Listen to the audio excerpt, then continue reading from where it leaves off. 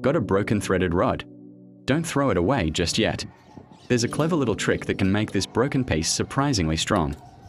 First, take 3 nuts and screw all of them onto the lower part of the threaded rod. Then carefully move the nuts upward, keeping them together and evenly aligned with the broken edge. Now tighten the nuts firmly against each other. As you tighten them, they lock together and grip the threaded rod. And look at that, the connection is much stronger than it looks. Simple, clever, and useful.